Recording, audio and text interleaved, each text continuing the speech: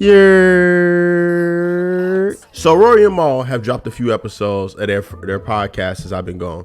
Now, I was sick, down and out, so I couldn't talk about the episodes, but I just want to say real briefly over the first few episodes, they were a work in progress. First episode, I saw it. I thought it was alright. I felt like Mal was being a little too cool for school for me. I just felt like if they're going to do this entertainment thing, right, I would like to see Mal bring a little bit of energy, just a little bit. I needed something from Mal that I didn't necessarily see in the first episode.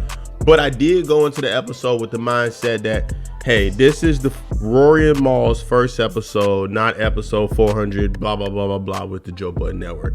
I understood that it was a new podcast, a new dynamic, not even Joe Budden. And it was going to be a different thing for these guys in front of the camera. So, yeah, we had to watch them get it together. The episode, the Earl sweatshirt, that was cool. We had a moment where they talked about Joe Budden again, right? And Mal, Mal voiced his opinion on it, and I do like that Mal stands firm in what he believes. I don't care who he's standing in front of. He feels like what Joe did was a sucker move, and he's going to stay with that, which is fine if that's how he feels, right? He's going to stay with that in general.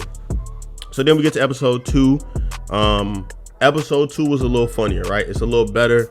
I think it may have been episode 2. I could be wrong. I think episode 2, Mal tells the story about him paying for the lady's dinner with her date to be funny, and Twitter killed him for it. And then episode 3, he addressed it. And my thing is this is what I do want to say though.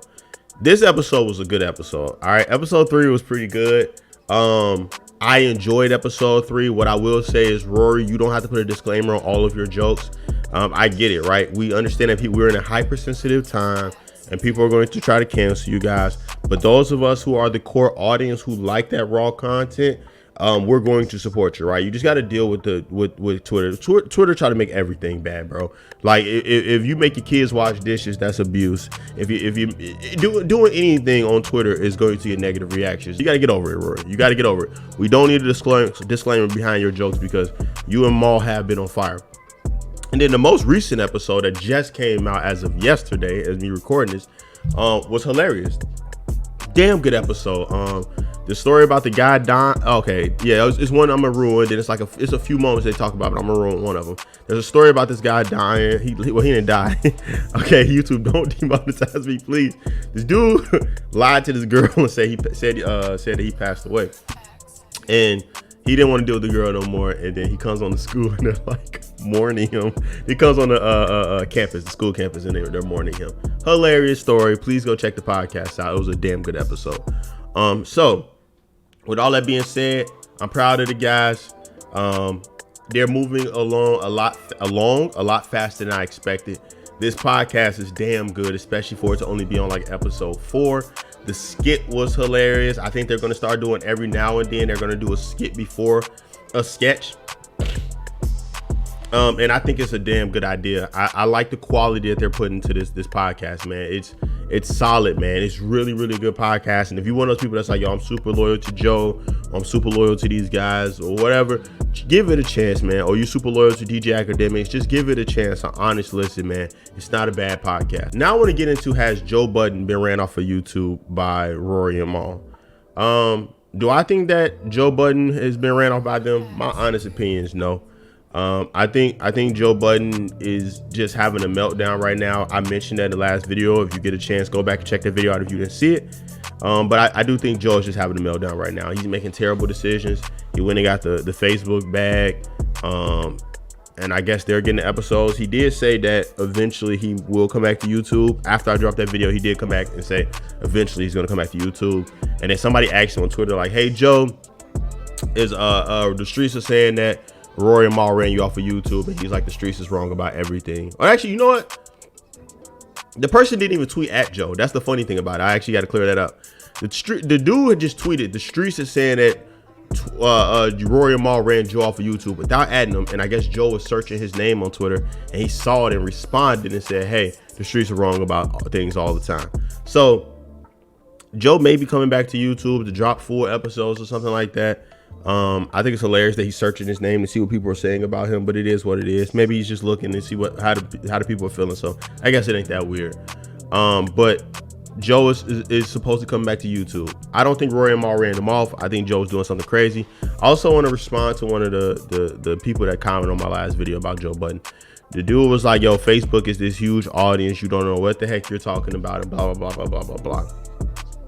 Facebook's audience, I don't know what's wrong with Facebook's audience.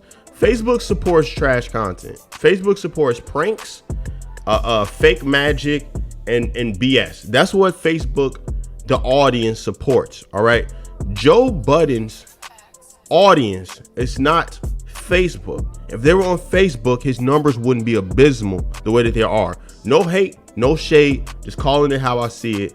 Joe Budden's numbers on YouTube versus Facebook are night and day. Even with his views declining on YouTube because of them doing the clips only thing and not dropping few episodes, when you look at Facebook, the views are even worse than the declined YouTube.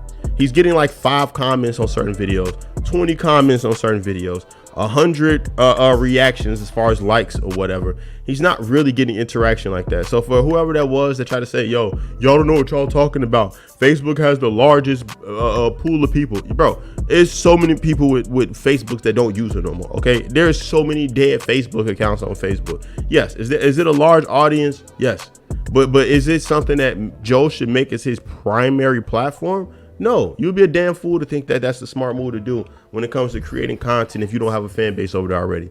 It'll be stupid to sign it. It will be the equivalent of what I mentioned in my last video. Ninja signing to Mixer instead of doing a partial deal where he can still remain on Twitch. Him going exclusively to Mixer hurt his audience, and I don't watch him anymore, but I know for a long time after he got out of that Mixer deal, he was still struggling to get the audience that he was getting at a point on Twitch. But I don't want to talk about this too long. I just wanted to come in and update you guys and let you know. I don't think Rory and Mal ran Joe Budden off of YouTube. Do I enjoy Rory and Mal's pod a little bit more than the Joe Budden pod? Yes. Ish and Ice are cool. I don't know. I haven't watched all of the clips that's been coming out, right? He doesn't post that many episodes, but out of the clips that I've seen, it's okay. I don't know. Something is off about it. I'm disconnected from it. It could be a multitude of things. I don't know. I can't put my finger on it, but I am enjoying the Rory and Mal podcast. And I do like the short format. They get in, they do an hour, they up out of there. They're not trying to sit there and milk it and be there all day. It's a nice little smooth one podcast a week, 1 hour. It's not like it's holding you captive with the content. I enjoy it. So leave how you feel in the comment section. If you made it to this video, thank you for your time. Like, comment, subscribe. I'm out, chief.